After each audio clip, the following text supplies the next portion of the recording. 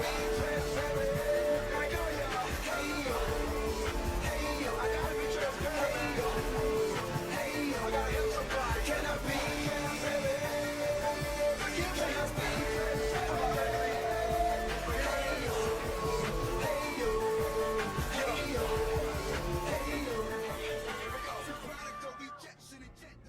up, y'all? It be I. I just want to take time to tell y'all my why fitness. I'm known for fitness. Obviously, if you're here at this channel, it's usually because of health, wellness, things of that nature. Don't mind squeaky noise, y'all. I'm just getting started on this YouTube journey, all right? Trying to create content like this. But I just want to take some time and explain to you why fitness. A lot of you may not know this. I'm sure many don't. But fitness for me didn't start out to achieve a certain physique. It started out from me becoming real with myself that I needed help. Okay. Of course, we know that mental health is now a big thing now, and even more so emotional health now. Okay. In the last 3 years or so, there's been a heightened awareness of these things. But for me, in 2003, sometime between 2003 and 2005, I was in the United States Army, and I noticed, I was told 2005, I noticed after my deployment to Iraq, until we came back, that there was definitely a difference in how I maneuvered through society. Okay, previously I was one type of person, but then I noticed just from gathering information from family, friends, and just how people received me after I came back, that something about me was a little different, a little off. We now know it as PTSD. Okay, we hear about it a lot more now. It's a lot more mainstream. For some people, it's like the go-to for anything that they can't really explain how they work. My only issue with that is we're quick to claim we have it, but we're not quick to find solutions for it. Okay. To me, it makes no sense in constantly highlighting the problem if you're not searching if you're not searching with the intent to apply a solution. All right. So for me, fitness slipped up on me. It wasn't nothing that I was looking to do. It was nothing I was looking to make a career out of. It was nothing I was looking to make money from or anything like that. It was the thing that after constant counseling, constant going to groups where all we do is sit around in circles and talk, or ask questions. Are we feeling homicidal or suicidal today? And it's almost like I feel like both every single day. So how is this helping me? Giving me words that for some reason didn't help my emotions. It didn't help my thinking because it was just there and I didn't know how to remove it. So long story short, because I can talk about this for years, right? So long story short, I gave my life to God. I'm a Christian. For those that don't know, I'm a Christian. I believe in Jesus Christ. And I gave my life to God in 2005 in Texas, Killeen, Texas. And so after coming back from my deployment, my pastor at the time, was I believe a master sergeant in the Army or either a first sergeant. So he's already done tours and things of that nature. So I went to him for counsel and letting him know that I'm a little different and than when I left and how I fix it and things of that nature. And he gave me a couple spiritual principles and tools. And upon doing those things, and then the constant working out, you're in the Army. So of course, it's part of your job daily to go to PT in the morning at 6 o'clock. So whether you clubbed all night, like I was doing, clubbing and drinking all night, running the streets or whatever, you still had to be there in the morning for PT, okay? By applying those principles, those spiritual principles and tools, I started to also notice that a weight was lifted off of me that I was able to receive that people are viewing me differently than what I left, and I was able to hear that that things was a little different, you know, and whether that became something that was going to be permanent or if it was just something that I should fix and be back to my old self, that wasn't necessarily my thing, you know, what I was thinking. It was more so just like, I just wanted to be aware of why people were responding to me differently, or why the people that I missed while I was in war, when I came back, I wanted to spend less time with them and more time with the people I was in war with, right? You know, I felt more comfortable with them than the people I've known much longer, aka my wife at the time, my wife and my son. I didn't want to spend more time with them. I wanted to spend more time with the people I was in battle with, right? And I'm sure you may understand why that would be so, but at the time I didn't understand that, because my whole goal was to stay alive long enough to get back to them. And once I got back to them, I wanted to spend more time away from them. So once I did that, I you know, started applying those spiritual principles and tools. I felt a weight lifted off of me in times of need when I couldn't get to, say, a club or alcohol or a girl to commit adultery with, because that was my life. And so I started noticing every time after PT, after physical training, I felt a little better.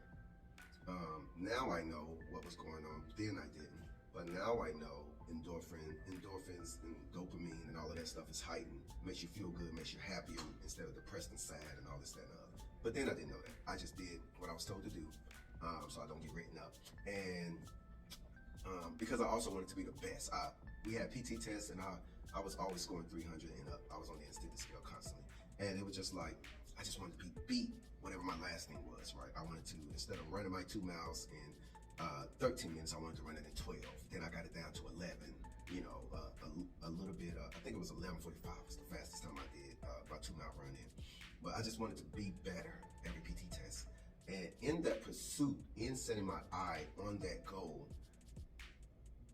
I didn't know it then, but I started falling in love with, maybe not fitness itself, but the benefits of fitness. You know, the benefits that I wasn't out of breath when I would run around with my son or things of that nature, right? So fast forward, I'm on to, I was on to another marriage. The previous one ended in divorce. And in that particular marriage, my wife at that time was, we were both getting out of the military because of, you know, war stuff. We was getting chaptered out, honorable discharge. We was getting an honorable discharge. My issue was because of war, PTSD, and a lot of other disabilities I don't like to claim.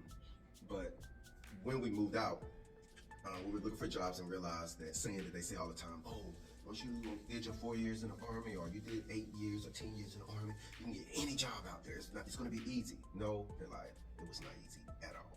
The best job I could get was Walmart at the time. Not hating on it, but after you've been told these things for years, you think you're about to get out and have a job where you're making at least $80,000 a year, you know.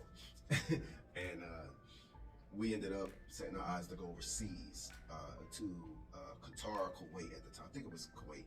And going overseas to Kuwait, to the Middle East, and be security, because that was the easiest way to get in over there. And plus I was familiar with being over there from war and stuff like that. It was an easy go-to. We go make, you know, easy 6 figures.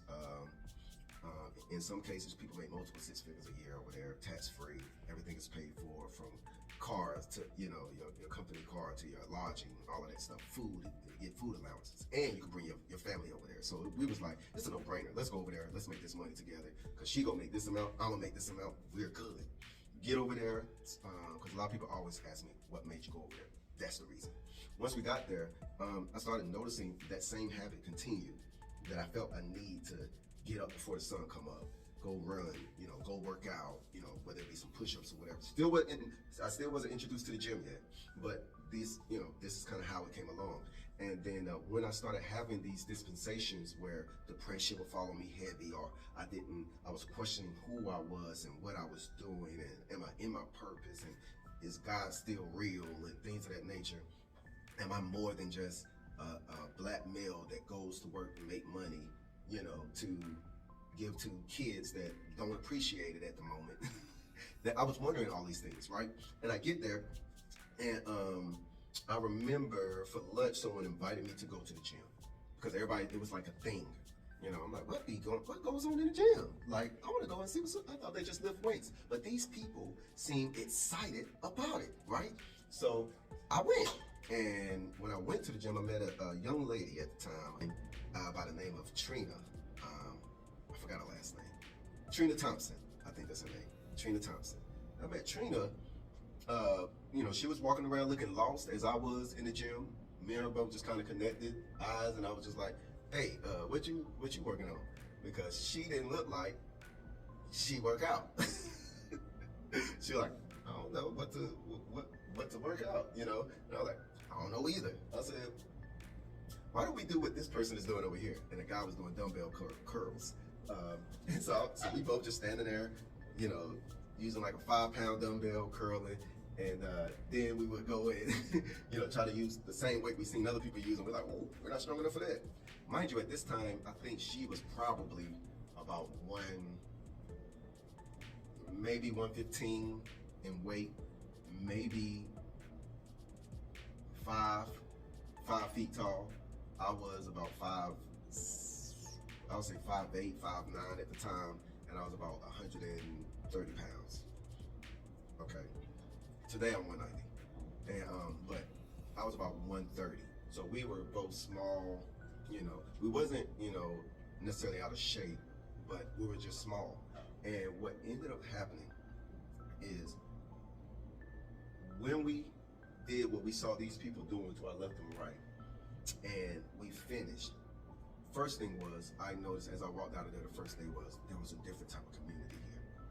Second, I started noticing that this particular activity unite people from different races, background. It was people there that, my wife and I, when we came over there to work, we were at the bottom of the totem pole. We was entry level, okay? We were entry level.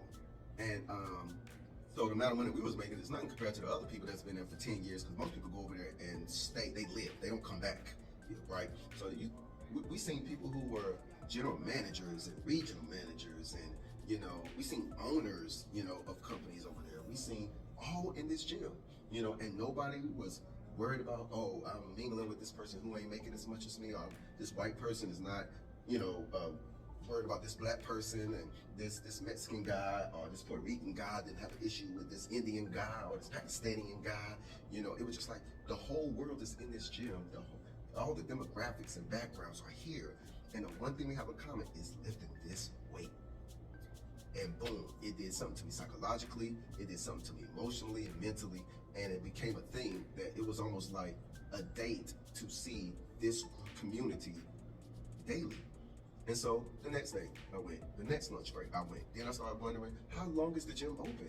It's open 24 hours. I didn't even know that. Bet. So you tell me I can go there at 1 o'clock in the morning? Bet. So I did it. And then you meet another group of people who are the early birds, who really are the go-getters. They getting up at 2, 4 in the morning before the sun get up, and and it just became a thing. And I started noticing I was able to socialize with people as strangers a lot better. I was able to I had a way to finally communicate feelings, to my wife, who you would think I would be okay with communicating to, but I wasn't, because all the stuff that was going on from this particular incident in the military. And so it just became my thing. And then over the years, I never was trying to get to a certain shape or physique or level of strength. I was just exploring, what am I capable of doing? How did this guy who said he used to only be able to bench, the bar, which is 45 pounds on a flat bench, and now he's over here doing 500. Like, what can my body do? And those unknowns are what envelop to what I'm doing now. And I've just been spending the last almost 2 decades sharing that same feeling with others. Not necessarily in hopes that they would buy into it, but that they would see that there's another world, and that they would see that there the body that they live in definitely is capable of some amazing things if you put it to the test and you stick with it long enough to explore its full capabilities. So that's it. Sorry if that was too long-winded, but I wanted to take time to really unveil or open up why my passion for fitness is what it is. Okay, so that's it. It's your boy once again, James aka The Lion.